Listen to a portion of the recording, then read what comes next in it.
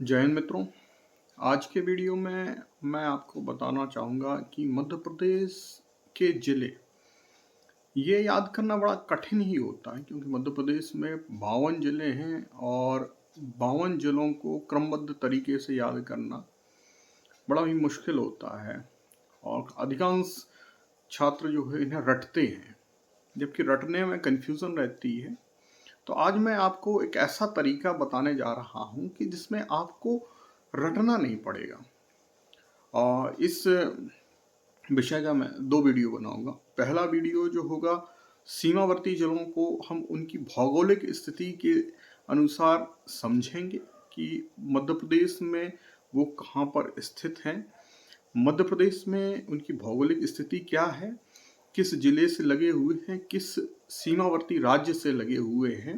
जैसे कि आपको पता है कि मध्य प्रदेश जो है राजस्थान, गुजरात, महाराष्ट्र, छत्तीसगढ़ और उत्तर प्रदेश राज्यों की सीमाओं से लगा हुआ है और यह एक भू-आवेष्टित राज्य है। भू-आवेष्टित का मतलब होता है कि एक ऐसा राज्य जिसकी सीमा ना किसी अंतर्राष्ट्रीय देश से लगती है, ना किसी समुद्र से। ठीक है? तो ये पूरी तरह से भूमि पर स्थित है। और तो आज के वीडियो में इसके बाद मैं जैसे बताऊँगा, तब आपको वीडियो पे ख़ास नज़र रखनी है, क्योंकि मैं नक्शे की मदद से जो है आपको मध्य प्रदेश की सीमावर्ती ज़िलों को न केवल उनकी भौगोलिक स्थिति के बारे में बताऊँगा, बल्कि इस तरीके से याद कराऊँगा कि आप कभी भी नहीं भूलेंगे। आप किसी से भी शर्त लगा सकते हैं उन ज़िलों की स्थिति और उनके क्रम के आधार पर। तो ध्यान आपको ये रखना है कि आगे का हिस्सा जो है बहुत ध्यान से देखना है, उसमें आपको ज़िलों की स्थिति क्लियर होगी और उनकी नाम तो याद होंगे ही, क्योंकि मध्य प्रदेश के ज़िलों के नाम बहुत महत्वपूर्ण हैं। जब हम मध्य प्रदेश सामान्य अध्ययन करते हैं, तब उसमें मध्य प्रदेश से बहुत से प्रश्न आते हैं और हर प्रश्न में कहीं न कहीं ज़िले जुड़े ही होते हैं। तो उन्हें अलग-अलग विषयों पर याद करने की तुलना में हम एक बार में ही उनकी भौगोलिक स्थिति समझ लेंगे, ताकि हमें आगे समझने में बहुत आसानी होगी, क्योंकि हर विषय पर हमें मध्य प्रदेश के ज़िलों की स्थिति याद रखनी है। चाहे मध्य प्रदेश का भौगोलिक मानचित्र जब हम पढ़ेंगे, भौगोलिक स्थिति देखेंगे, तब हमें ज़िलों की ज़रूरत पड़ेगी। मध्य प्रदेश की राजनीतिक स्थिति देखने में, मध्य प्रदेश की जो है प्रशासनिक स्थिति देखने में, मध्य प्रदेश के वन, खनिज और विभिन्न अन्य विषय देखते समय हमें ज़िलों की आवश्यकता पड़ेगी, उनके नाम हमें याद रखने पड़ेंगे। तो बार-बार अलग-अलग स्थिति में हम अलग-अलग याद ना रखें, पहले उनकी भौगोलिक स्थिति के आधार पे हम उनको समझ लेंगे, जिससे हमें बार-बार याद करने की ज़रूरत नहीं पड़ेगी, रटना नहीं पड़ेगा। सबसे बड़ी बात, क्योंकि रटने में क्या होता है कि वो चीज़ हमें कुछ समय तक तो बढ़िया से याद रहती हैं और ऐन मौके पर हम भूल जाते हैं, ख़ास तौर से परीक्षा के समय। रटने में अगर एक भी ज़िले के नाम हम अगर शुरुआत में ही भूल गए, तो वो पूरी श्रृंखला हमारे याददाश्त से चली जाती है और पता चला कि फिर जैसे ही हम प्रश्न पत्र देकर आते हैं और हमें वो चीज़ें याद आ जाती, तो ये स्थिति बड़ी खतरनाक होती है, हमारी पूरी मेहनत पर पानी फेर सकती है। तो कोशिश कीजिए, खासतौर से भौगोलिक नाम जो होते हैं या क्षेत्रों या इनके नाम जो होते हैं, इनको नक्शे की सहायता से याद रखें। नक्शे की स्थिति से क्या होता है कि दिमाग में आपकी याददाश्त में वो पूरी तरह से बैठ जाता है और आपको रटना नहीं पड़ता है। जब मैं पढ़ाता था, तब मेरे जो स्टूडेंट्स थे, तो वो हवा में नक्शा याद रख लेते थे। इतने अच्छे तरीके से उन्हें समझाया गया था कि जैसे ही हवा में अगर हम किसी चीज़ का नक्शा बनाते हैं, तो वो दिमाग हमारा उसको कैच करता है। तो जब मैं शुरुआत में उनको इस तरह से याद करा देता था और उसके बाद मुझे बार-बार नक्शा बनाने की भी ज़रूरत नहीं पड़ती थी। जैसे मैंने कहा, मध्य प्रदेश में इस स्थिति पे कौन से ज़िले हैं, तो उन्हें समझ में आ जाता था कि हम मुरैना, श्योपुर की बात कर रहे हैं या मुरैना भिंड की बात कर रहे हैं। उससे नीचे हम आएँगे तो शिवपुरी, गुना की बात करेंगे, फिर नीचे आएँगे तो राजगढ़, आगर मालवा पे। इस तरह से जो है स्थिति, अगर हम कहेंगे कि मध्य प्रदेश में ये दक्षिणी स्थिति में यहाँ पर कौन-सा है, तो उन्हें पता होता था कि बड़वानी, खंडवा बुरहानपुर और इस तरह से जो है बैतूल, सिवनी, छिंदवाड़ा जैसे ज़िले हैं। तो एक बार स्थिति क्लियर हो जाने पर हमें बार-बार रटना नहीं पड़ेगा।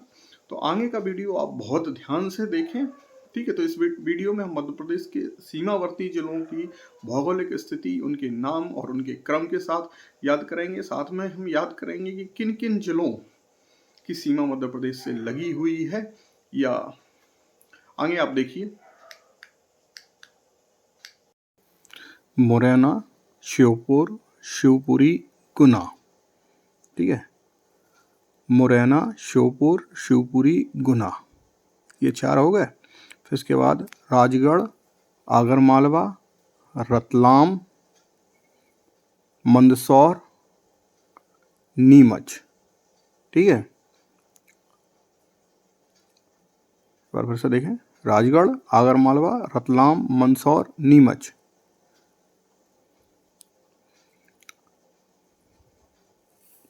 मुरैना, श्योपुर, शिवपुरी, गुना, मुरैना, श्योपुर, शिवपुरी, गुना, ठीक है? राजगढ़, आगरमालवा, रतलाम, मंदसौर, नीमच। राजगढ़, आगरमालवा, रतलाम, मंदसौर, नीमच। झाबुआ, अलीराजपुर, झाबुआ से अलीराजपुर नया जिला बना है, झाबुआ से अलीराजपुर। ये 11 क्लियर। मुरैना, श्योपुर, शिवपुरी, गुना, राजगढ़, आगरमालवा, रतलाम, मंदसौर, नीमच, झाबुआ, अलीराजपुर, बड़वानी, खरगोन, बुरहानपुर, खंडवा, ठीक है? बड़वानी, खरगोन, बुरहानपुर, खंडवा, ये 4 क्लियर। फिर इसके बाद बैतूल, छिंदवाड़ा, सिवनी, बालाघाट, बैतूल, छिंदवाड़ा, सिवनी, बालाघाट, ठीक है? ये नीचे की सीमा क्लियर। बड़वानी, खरगोन, बुरहानपुर, खंडवा, बैतूल, छिंदवाड़ा, सिवनी, बालाघाट।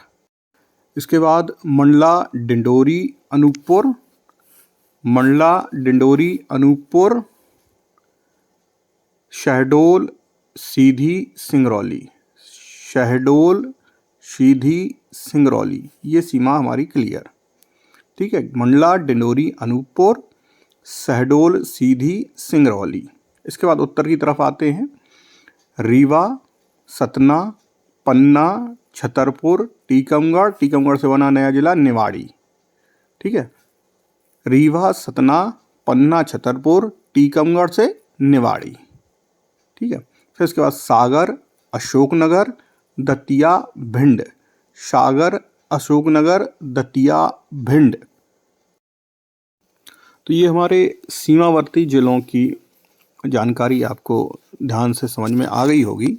इसमें जो है आपको सीमावर्ती ज़िले जो है क्रम से उनकी स्थान या भौगोलिक स्थिति से भी आपको रूबरू कराया है। अगर आप मैप से ही पढ़ेंगे तो ये चीज़ें आपको बहुत जल्दी क्लियर होंगी।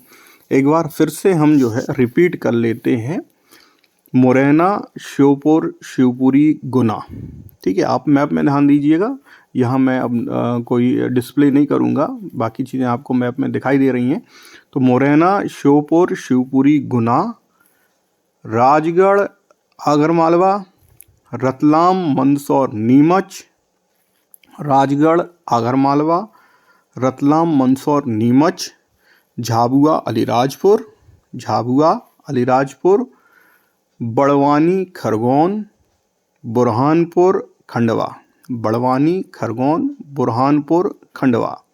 फिर इसके बाद बैतूल, छिंदवाड़ा, सिवनी, बालाघाट, बैतूल, छिंदवाड़ा, सिवनी, बालाघाट। फिर इसके बाद हम जो है छत्तीसगढ़ की सीमा की तरफ चलेंगे महाराष्ट्र से। तो मंडला, डिंडोरी, मंडला, डिंडोरी, मंडला, डिंडोरी, अनूपपुर, मंडला, डिंडोरी, अनूपपुर, शहडोल, सीधी, सिंगरौली, मंडला, डिंडोरी, अनूपपुर, शहडोल, सीधी, सिंगरौली, ठीक है? छत्तीसगढ़ की सीमा हो गई। अब इसके बाद हम उत्तर प्रदेश की सीमा की तरफ चलेंगे। तो रीवा, सतना, पन्ना, छतरपुर, रीवा, सतना, पन्ना, छतरपुर, टीकमगढ़, निवाड़ी, टीकमगढ़, निवाड़ी। फिर इसके बाद सागर, अशोकनगर, सागर, अशोकनगर, दतिया, भिंड, ठीक है? इस तरह से हमने मध्य प्रदेश की पूरी सीमा वर्ती जिलों की भौगोलिक स्थिति सहित क्रम से याद किया है। ठीक है, अब इससे आपको बहुत से प्रश्न क्लियर होंगे कि मध्य प्रदेश की सीमावर्ती जिले कौन कौन से हैं और किन राज्यों की सीमाओं से लगे हुए हैं। तो जैसा कि आप मैप में देख चुके हैं, तो मुरैना से लेकर झाबुआ तक राजस्थान की सीमा है। झाबुआ अलीराजपुर गुजरात की सीमा पर है। फिर इसके बाद जो है बड़वानी से लेकर बालाघाट महाराष्ट्र की सीमा है। बालाघाट से लेकर सिंगरौली तक छत्तीसगढ़ की सीमा है। फिर सिंगरौली से लेकर श्योपुर तक उत्तर प्रदेश की सीमा है। तो इस तरह से अगर हम मैप की सहायता से देखें तो हम जो है बाकी ज़िले भी आसानी से याद रख सकते हैं। ठीक है, इसमें जो हमारे अब छूटे हुए ज़िले हैं उनकी चर्चा हम अगले वीडियो में करेंगे।